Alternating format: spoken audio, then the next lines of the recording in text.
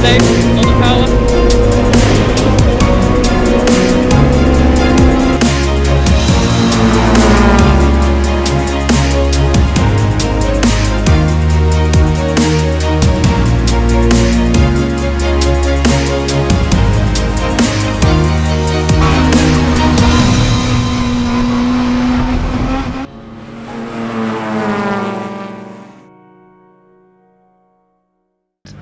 As far as Class A is concerned. Tate's decision to start from the pit lane is very sensible, because he put on grid 15, which is on the right-hand side of the grid, and that was right in the slippery section. And of course, it could mean it doesn't get involved in any kind of fisticuffs at Rich's off the line. Green flag has gone at the back. 5-second board has been raised, and then we will get the red lights on. They go out now, and a good start actually from Gary Preble from that slippery side of the grid, although he immediately moves over to the left-hand side of the track. The 16 car didn't get away at all. Finally, the engine restarted, but he's down at the back, bar 2. The bright green car, number 16. James Alford, that is, who was starting on row 4 of the grid in 7th position. There's Ben Rushworth. He looks to have made up a few places already in his sort of turquoise and black Honda Integrity. Is picking up more places now, hand over fist as he goes down that little straight up towards the Wilson hairpin for the first time. Be intrigued to see whether he gets round the hairpin at this rate. There they all go. He has done, and he's got past the Foreman Golf, the Corsa, and one of the Saxos as well. But it's Gary Preble, number 91, out in front, already stretching away from number 5, Ryan Steele in 2nd place. Phil Wright is in 3rd position. 12th, I reckon. Yeah, that's a very good effort from Ben Honda. Rushworth. Yeah. Lewis Rose, in fact, in 3rd place, rather than Phil Wright, so correct myself there. And Alex Tate, the pit lane joiner, starting to pick off some cars to the back. But look how busy this is as they head into Agostini for the first time. It's a 13-minute plus 1 lap race. Rushworth up to 8th now, we reckon, as they come off Agostini and go through Hamilton for the first time. But there's the very colourful car. And another one, and another. That's 2 taken going down into Oggies for Ben Rushworth in the Delugo supported Honda Integra. Yeah, and the next car he's going to pass is that colourful Honda Civic of Michael Winkworth, who was the champion last year driving Citroen Saxo in Class C in his first year of circuit racing. First time we've seen him out with this championship in 2019. Down the Bentley Straight they come. You can see how conditions have worsened in the last half an hour, haven't they? Lots of spray being kicked up, still with no lights there in 2nd place. Might be Ben Rushworth in about 4th place. I think 4th or 5th place. 5th, isn't he? So you've got Rose and then I think Wright, and then you've got Ben Rushworth. So what price Rushworth for a win here then? I think it's if he can survive the next couple of corners to get past this pair, every possibility. Absolutely. Well, he's going to get past one of them. He might get past the other by the time he comes out of corner. You can just see him in the left-hand side of shot there. He's alongside Lewis Rose. He's past Lewis Rose, and he's up into 3rd position. So tremendous stuff that from Ben Rushworth from the back of the grid up into 3rd place by the end of lap 1. He has got a bit of ground to make up on the 2 in front of him. You've got Gary Preble, though, leading the race. In 2nd place, number 5, Ryan Steele. 3rd is Rushworth. 4th and 5th, the 2 Class B leaders, Lewis Rose and Philip Wright. Then Michael Winkworth, number 211, is in 6th. 7th is the 17 car of David Drinkwater. 8th is the 43 car of Chris Woods. 9th is the 24 car of Callum Hoochan. And it's Charlie Cole who leads, no, it isn't. Chris Woods leads Class C, I should say. Charlie Cole 2nd in class, and then Dan Gibbs in the Golf 3rd within that class. And these classes, of course, based on power to weight ratio within the Royal Purple Hot Hatch Championship. It's really strongly policed, isn't it, with the 750 Motor Club. They all run on dyno rollers, etc. They do. 750 Motor Club owns its own dyno to test cars at the circuit. So there is Winkworth then. He is in 6th position, 3rd within Class B at the moment. Turns his way through Palmer's now and onto the back straight. Now, the gap between Preble and Rushworth, so Preble in the lead, Rushworth in 3rd at the beginning of the lap was 6 seconds. And Rushworth has started to eat into that now. He's catching Ryan Steele in the blue Saxo. Saxo of 1.6 litres. We've had a change as well with Philip Wright now into the Class B lead at the expense of Lewis Rose. But let's look at this. That's Callum Hoochin and Chris Woods. So Chris Woods is our Class C leader. He's just lost out to a Class B car there. Oh no, Drinkwater, I beg your pardon, is ahead of Chris Woods. Missed him there in his BMW up front. So David Drinkwater, who's looking good for the championship this year, he is ahead. There's Martin Ward, number 12, the Civic just turning through the left-hander at Hamilton. He's another driver in championship contention. But there's Chris Woods, second in Class C at the moment. Oh, and a big moment there for, that was Charlie Cole, I think, wasn't it, in the 47 car, making its way through. So along to the along the back straight they go. There's the 169 car of Tony Perfect, number 13, heading on in 13th place, heading onto the back straight. But now look, there's the change for second. Steele has lost out to Ben Rushworth in that little 1.6 litre car. He's trying to come back at Rushworth through Coram, which is brave. He's side by side with him, but no, Rushworth hangs on as they head towards Murray's, and now he'll be thinking about his pursuit of Gary Preble. 3.46 seconds. It's nothing like that now, is it? No, it's not. So actually, what shows is that Steele was probably catching the leader as well. So over the line comes Preble, and over the line now comes Rushworth, and it's 1.94 as Rushworth does the best lap of the race, a 2:38.49. To illustrate how wet it is, the best lap of yesterday's race was 2:12.7 for Gary Preble. Scraps getting all the way down the order in this Royal Purple Hot Hatch Championship.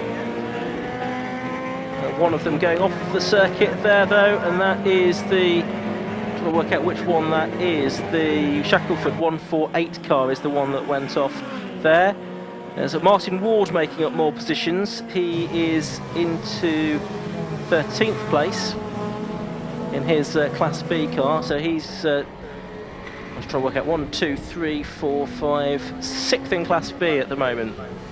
But dropping quite a lot of points there to David Drinkwater, and those two are locked in combat. Leaders together, which is absolutely extraordinary, and it won't be very long at this rate before Ben Rushworth is in a position to really challenge. He's already animated Preble, because Preble can see his mirrors now full of the black nose of the Honda Integra. There's yellow flags waving in the background. I see, I'm not quite sure why. Yeah, that could be for Wilson Hairpin, couldn't it? The leaders, meanwhile, are together, and it has changed, going through the right-hander at Oggies on towards Palmer and onto the Bentley Straight. So you'll see them coming in shortly with a new race order. It's now Ben Rushworth, number 22, that leads the way then from number 91, Gary Preble in second position. So it was a question of when rather than if, wasn't it? And halfway around lap 3 is the answer as to how long it has taken Ben Rushworth to hit the front from the back of the grid. A great drive from him after those mechanical issues blighted him yesterday. Yeah, he spread his wings a bit last year. Came out in Paul Hugo's Chevron B8 in a historic event at Alton Park and went really, really well in the. It was the 50th anniversary of the Chevron B8 model. And here he is in this Honda, which he's really mastered. It was always a little bit loose, wasn't it, in previous seasons? But it's been tamed down a lot this year. And even in these conditions, it looks like it's well on top of the grip they're required to circumnavigate Snetterton today. Yeah, there is David Drinkwater as well, our Class C leader. And he was running in 7th place overall when they came across the line that time. And the car that he's got behind him is Tony Perfect, and behind him is Chris Woods. So I think Callum Hoochin 24 has got ahead of David Drinkwater now, but he's in a different class, so that doesn't really matter too much, as we've got 3 minutes plus 1 lap of this race left to go in really not pleasant conditions now at Snetterton. Class B still being led by Philip Wright. He is now about 9 seconds clear of Lewis Rose in second position, but here is that battle involving David Drinkwater, our Class C leader, and then it's Callum Hoochin and Chris Woods, 8th and 9th, and Tony Perfect completing the top 10 at the moment. On our screens, the car's heading up towards Riches. Yeah, Huchinen perfect to pass Drinkwater. He had a slower lap at 2:54, which is slower also than Chris Woods, who's behind him. Yeah, he did. So that's the case. Oh, a spinner. That is the Charlie Cole car, number 47, that was running in 11th place. Just manages to keep it out of the belting, covering the tyre wall there. And he will be back onto the circuit. A car that looks to be a little bit steamed up, actually. So possibly some of these drivers will be suffering with limited visibility. Oh, now Drinkwater has spun the Class C leader, and he's actually only just now ahead of Martin Ward, his rival for the championship, although they're in different classes.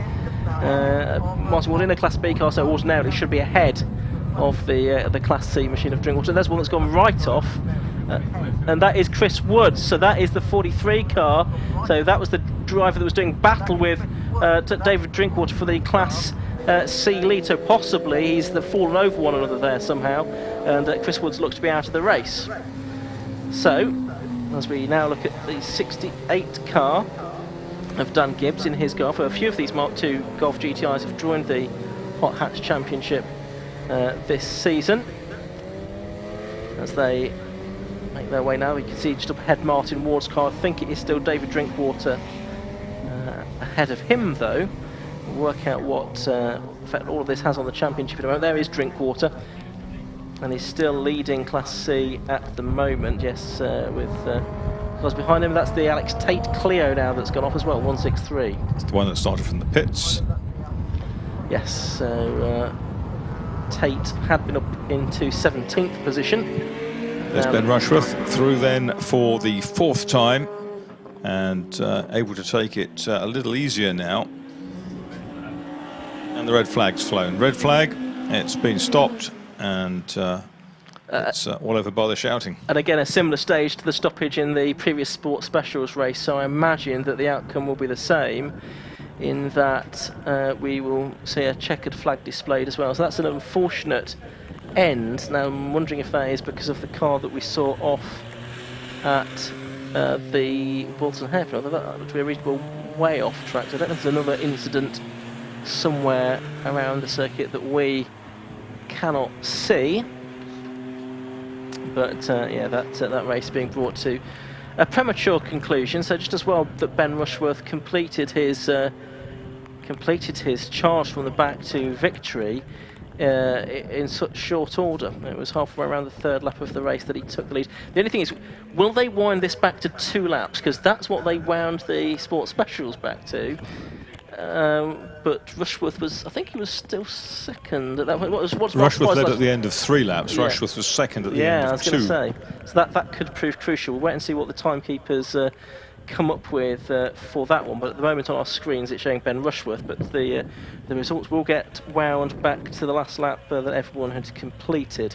So I'm just going to try and work out what that's done provisionally to the championship. So David Drinkwater, we think, gets maximum points within Class C.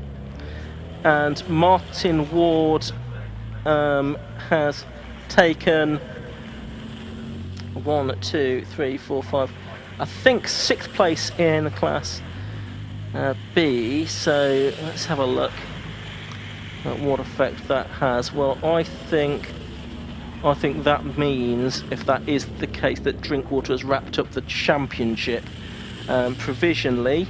Did he get fastest lap? I think he probably did. Oh no, Chris Woods was fastest. Not that that makes any difference, I don't think. So I still think that Drinkwater has now done enough to wrap up the overall championship, with the Silverstone meeting left to run. So many congratulations to David Drinkwater for doing that. It's possibly the Alex Tate car that's stationary that's caused the problems. Trying to work out exactly where that stopped. Is that on the way out of? Yeah, it's the way out of Wilson, isn't it? On the way down towards Palmer that he has come to a halt. So I think David Drinkwater then provisionally is confirmed as not only the Class C but the overall champion as well in the Royal Purple Hot Hatches for 2019. We will hopefully be able to see and hear from our winning drivers, but we obviously need to get them back into the pit lane beforehand before they can do so.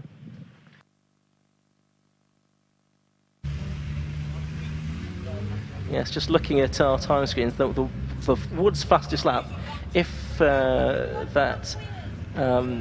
if it does go back a lap as we think, that fastest lap will be discounted because it will have happened on a lap that didn't exist, as it were. So it's an interesting philosophical question for us all to deal with there.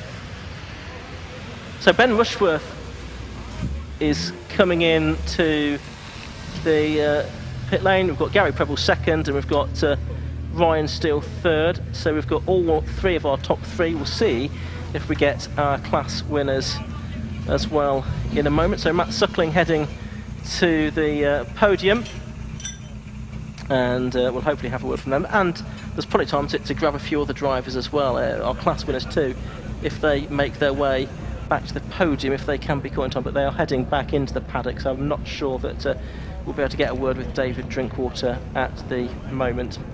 So drivers getting out of their cars down here. Ben Rushworth's just getting his helmet off as well. He will head through towards the podium. And we're going to get our Class B winner, Phil Wright. So that's something. We won't get our Class C winner, but we'll get our Class B winner. So let's head down to the podium area once again and hear from Matt Suckling, who's about to talk to our winners.